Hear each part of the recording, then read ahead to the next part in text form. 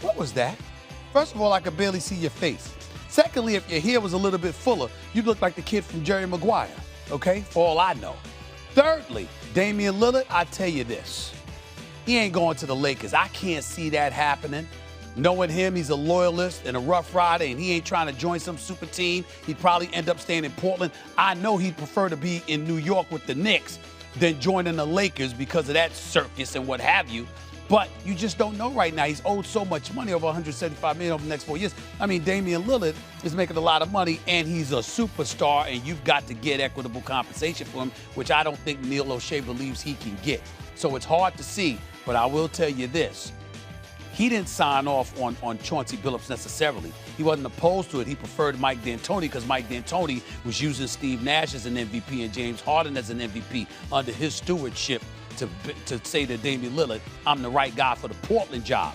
Chauncey Billups has no experience. I don't think Damian Lillard has anything against him, but he doesn't have any experience. So the unknown has him a bit, shaky on it. But in the end, bottom line is Chauncey Billups is now your coach. I believe in Chauncey, and I think Damian Lillard might end up giving him a chance of just choosing to stay in Portland. All right, Devontae, you got next. What's up? Hey, Stephen A., I got a question for you. If one of these remaining teams in the NBA playoffs with only one superstar win, does that mean their championship is better or worse or more important or less important than, let's say, LeBron's when he won with AD or with Dwayne Wade? Well, I definitely think that if you're a lone superstar and you don't have superstars as sidekicks or as your teammates, your stature definitely gets elevated to some degree. It's not to say you dismiss LeBron and what he accomplished, or KD and what he accomplished, or Steph Curry and what he accomplished, along with various others. But if you are the lone superstar on your team and you propel your team to those heights by the way you play, there's certainly a level of cachet that you're going to have at your disposal compared to the others to some degree. I don't think that's deniable. Finally, Jeremy, get at me. What's up? What's up, Stephen A? I'm back from Miami, but this time I'm not here about the heat of the Dolphins. I'm here about the Scripps National Spelling Bee Championship on July 8th.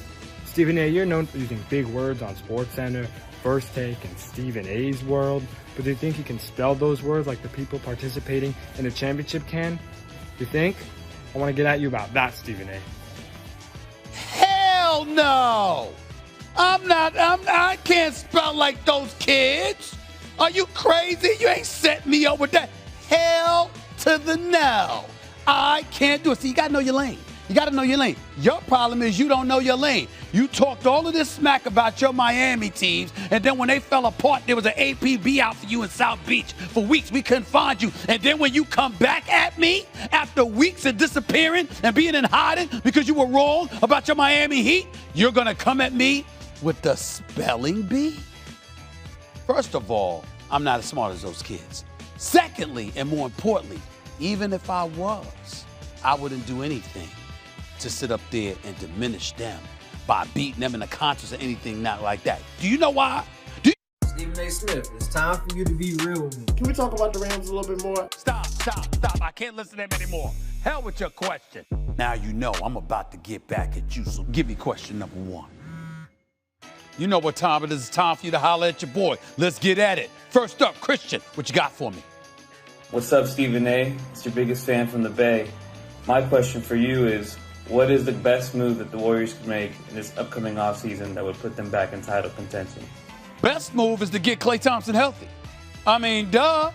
Get Klay Thompson back with a healthy Steph Curry, a healthy Klay Thompson. That's the best shooting backcourt in the history of basketball. As far as I'm concerned, at least the trip to the conference finals is damn near automatic. By the way, Wiseman is going to be good.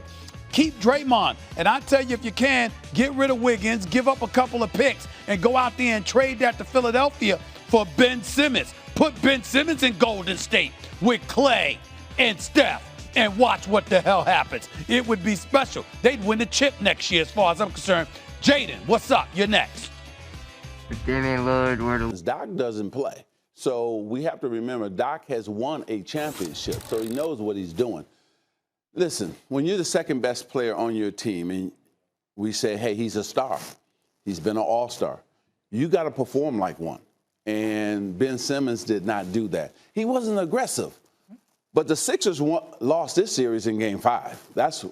If they had won Game 5, they would have won this series. But they lost the series when Coach McMillan of the Hawks did that hacker Simmons, and they couldn't go to the free throw line and hit those free throws, and that's where they lost this series. And then he lost his confidence in Game 5 as well, right? And so now it's time for a new destination and a new place for Ben Simmons. It'll be great for him. It'll be great for the organization. Rich Paul's got to go out and do his thing as his agent to get him in a place where he can thrive, get his confidence back. Hopefully there's a star at another team who needs a change of scenery as well, and bring that person into Philly. Fan base loves the Sixers in Philly, and this man can talk about that, more than I can. I played against the Sixers twice, so I know that fan base. They love the Sixers, and talk radio this morning is probably talking about, getting Simmons out of there. Mm-hmm.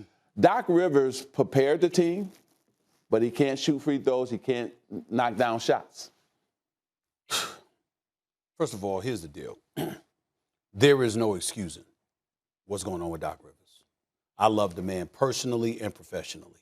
But there have been several collapses on his watch. And this weekend is particularly devastating because the Los Angeles Clippers won a Game 7 and went to the conference finals for the first time in franchise history in Ty Lue's first year. And he did it the last 3 games, without Kawhi Leonard. Go look up Ty Lue when he's down in a series or I got when you. it's on the line. I got you.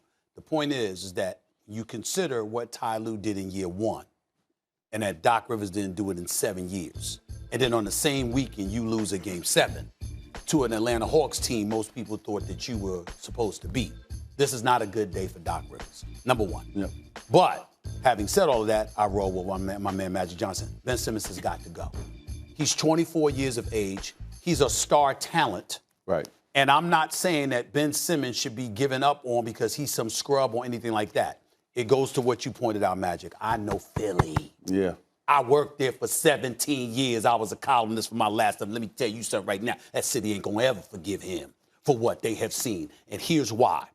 Not just that he missed shots. He didn't take them. Yeah. See, when you see the Greek freak in Milwaukee miss or make, he takes them. Ben Simmons is literally scared to shoot the basketball. He gave up a wide-open dunk because he anticipated he was going to be fouled and didn't want to go to the free throw line.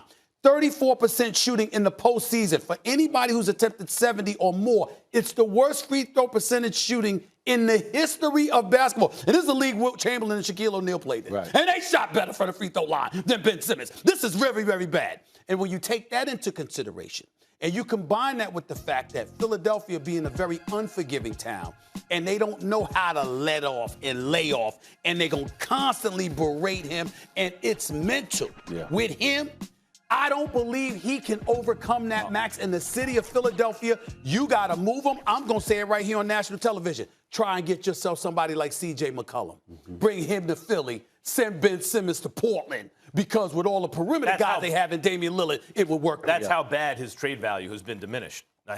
Now it's like, can you get C.J. McCollum for Ben Simmons? It was 4 years, $140 million. Ben Simmons cannot be fixed in Philadelphia. I agree with you. And by the way, the Philly fans get such a bad rap for riding guys. How were they with Markelle Fultz? When he was going through problems, that city supported him. Any little positive thing he could do, they're doing the same thing for Ben Simmons. The city's behind him. He just let him down. I think it's over for him. They've supported him. I think it's over for Ben Simmons in Philly.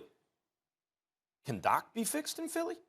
I agree with you both. Ben Simmons got to go. Can Doc be fixed in Philly? Look at what just happened.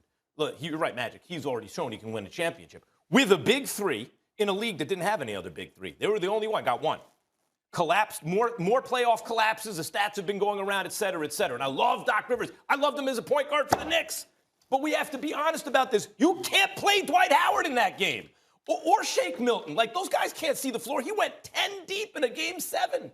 Think about what was happening in that game early on. Dudes who were getting cooked. Like, this is just coaching stuff. Gallinari was cooking George Hill. Seth Curry was getting cooked by Herter, right? And then they're playing a backcourt of Trae Young and Lou Will. You got to punish that. Offensively, you have to. They can't play defense. You got to punish but with who? who are you going to punish him with? Well, Tobias Harris would be nice if he showed up. Okay, but that didn't happen. Danny Green hurt. His injury hurt the Sixers. So you can't judge Doc Rivers until Danny Green is in that lineup. But this is it. You talked about last season. Doc Rivers wasn't playing against the Denver Nuggets. Kawhi Leonard and Paul George didn't show up in Game 7.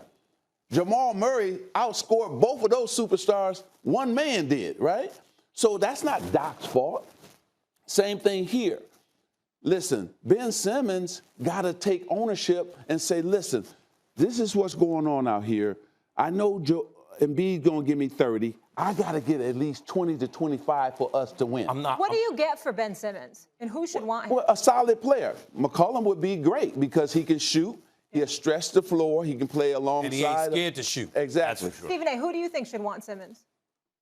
I just said Portland. I think a team like Portland with the perimeter players and the style of play that they have, not to mention the fact that their Achilles heel is defense. Yeah. And Ben Simmons doesn't have that. I think he's the best defender in the league. He can defend anybody. But let me also add this. Here's what I will, again, you're right about Doc Rivers. Here's what to point to, though.